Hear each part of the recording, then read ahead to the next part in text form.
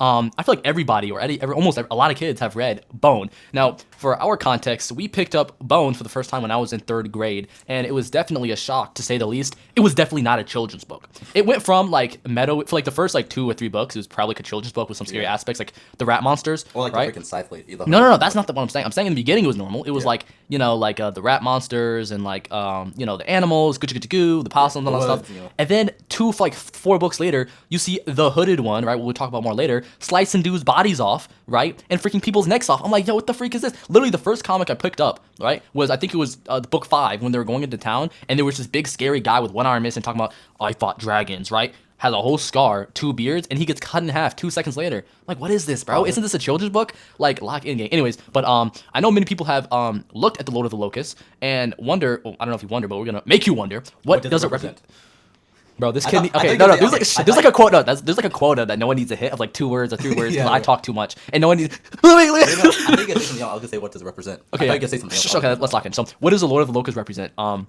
So I'll give its backstory, and I'm not gonna lie, they gave its backstory at the end of the book, and it was kind of freaking boring, honestly. Like its backstory isn't that big. So in the beginning was Mim, this like lady dragon. It's like this dragon, right? This female dragon, and she would like eat her tail or circle her tail for perfection to happen, right? In the dream state, yeah, just perfection. Okay, for the world to stay balanced, faggot. Yeah, that's what like what are you trying to, okay, yeah, cool. Balance, Basically, the world to stay balanced, it was kind of like the primordial, serpent, how it eats its own tail or bounces its own tail to balance it, right? And the Lord of the Locusts is this spirit that one day, for no particular reason, I don't know why, it doesn't even need to. Okay, see, why are you even adding that in, bro? I'm trying to get the background. You're messing me up. Hey, no, stop. You're like, oh, it's a nightmare spirit. Like, yeah, like I guess, yeah, the comment said that, bro.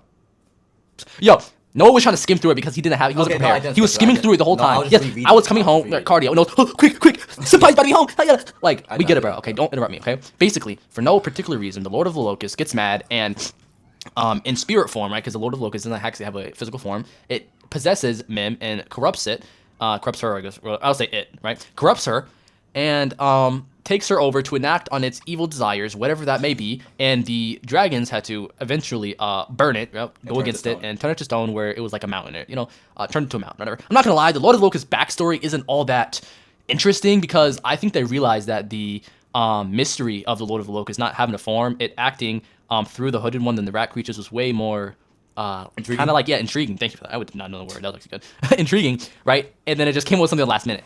But I can tell you what it represents. So you can say that the Lord of the Locusts, in some semblance, could also represent Lucifer, how it kind of corrupted the good, being Mim, right, in the beginning. Kind of like how it corrupted Adam and Eve, right? How it became maybe prideful or uncontent, just like Lucifer did, and ultimately rebelled against the quote-unquote good God, i.e. Mim.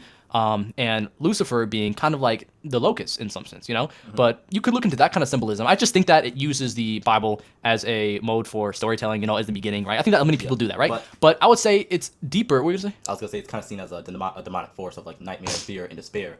Okay, not really, bro. Yes, it is. Yeah, demonic, nightmare. Yeah, like I don't know about demonic. Like that's going way too deep, bro. Okay, bro. You're trying it too hard. And demonic, like it's a children. What are you doing? No. Listen. So, what does the Lord of the Locusts represent in real life? It's very easy. Just look at who represents it, right? Not the rat creatures, not the hooded one. It is the literal in the name locust, right? In real life, what do locusts represent? The locusts have a notorious reputation for consuming and ultimately destroying anything it comes across, devouring. Right? Literally devouring in swarms, right? It just sweeps over crops, millions and millions of I wouldn't say millions of acres, but a lot of freaking acres, right? It just swoops over and destroys everything. So the locust is known as destruction, corruption, and consumption. Basically, consumption is the main thing that locusts are known for. You see the videos of when they come in herds of millions and just literally wipe things clean, right? Greedy little guys, right? And I was gonna talk about the first instance that the locust appeared in Bone, but it's kind of subtle, right? Yeah. Where I would say, so let's finish the first point, right? So the locust, when you see it in the comic, and the hooded one where it uses to enact on its activities, right. It's kind of like spiritual. It's just like mist and everything, but you still see locusts floating around as to a testament of what it represents. What I would say, ultimately, it's basically corruption x consumption.